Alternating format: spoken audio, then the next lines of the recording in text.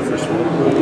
Beneil, big weekend this weekend for you. Can you talk a little bit about the emotions being on the red carpet here and you know, your purpose for being here tonight? You know, obviously getting the Forrest Griffin Award, it's for community service. It's just giving back, basically, right? So it's an honor. There's like three different things about it. One, you're being put into a category with men you have great respect for. You know, the men who came before me who won this award, I have tremendous respect for. Another one is your employer recognizes you, and then you know, in general, just being recognized for things that I never thought I would even be recognized for. 10 years ago, if you told me like, hey, this is what you're going to be recognized for, I'd be like, sure, bro, sure. Like, it's not something I had, you know, it was a focus of mine. I can say the same thing about like having kids. 10 years ago, if you told me I was going to have kids, you know, but it's truly an honor, and I feel very blessed right now. Are there any other inductees that you're looking forward to seeing tonight? It's Frankie Edgar. It's not even close. Frankie Edgar for me was he was one of my favorite fighters and an inspiration to me. You know, he fought Maynard. He had these classic fights with Maynard before I got into the UFC, and the way he was just really inspired me. So that's the one I'm really looking forward to. And of course, a big weekend for UFC 303. Any fights that you're looking forward to seeing? I love to see Alex Pereira because the way he sets things up.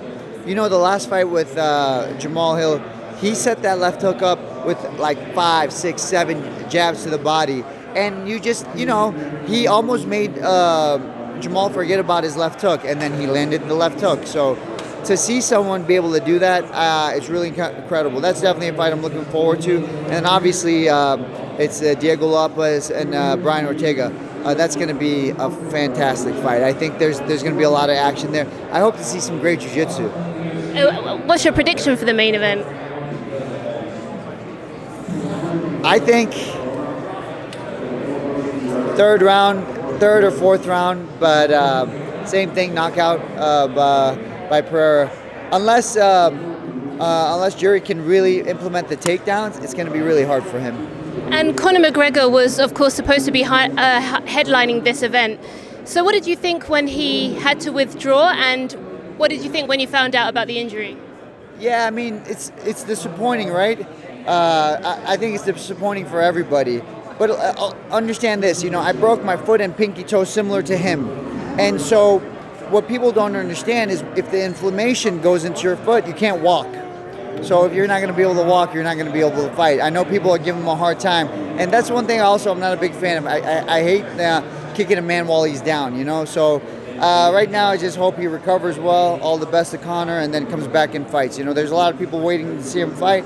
And, you know, he's just part of the sport now. And I don't know. I'm not a big fan of kicking people while they're down. So all the best to him. You think Chandler should wait longer, or you think he should just take another fight now?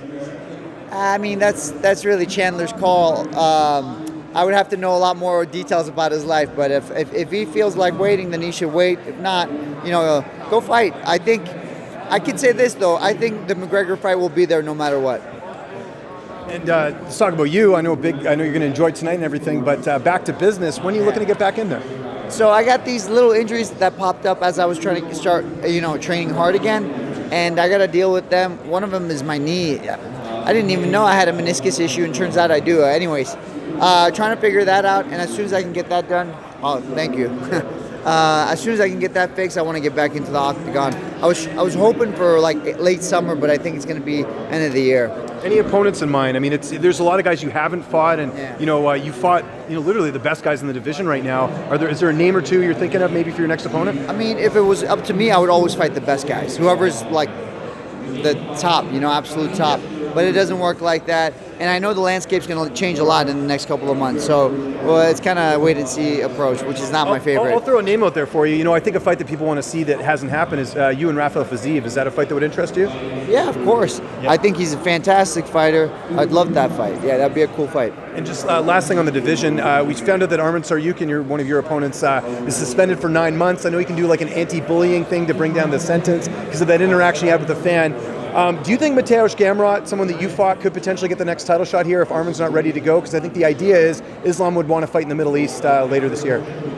Wow. I know I said a lot there, by the way. I speak really fast. Hopefully you can keep it. So, first of all, on Tsarukyan, it's such BS, man. Like it's not bullying if the fan is looking to fight you. If somebody's looking to fight you, it's almost I would call it more self-defense or whatever. Yeah. Anyways, as far as Gamrot goes, man, I would love to see him get a title shot. I think he's a fantastic fighter. I think he has a skill set that makes him very difficult for a lot of people.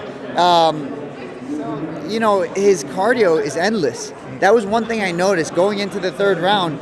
It's just like he's the same guy he was in the first round. And I was making adjustments, obviously, but he's not an easy guy to fight. So 5 rounds of Mateusz Gamrot, that's a problem. Yeah, absolutely. And you're an easy guy to interview. Props to holding your daughter this entire interview. I don't think I could do it. Yeah, I'm working on my grip strength right now. There you go, that's good. Since I can't do anything else.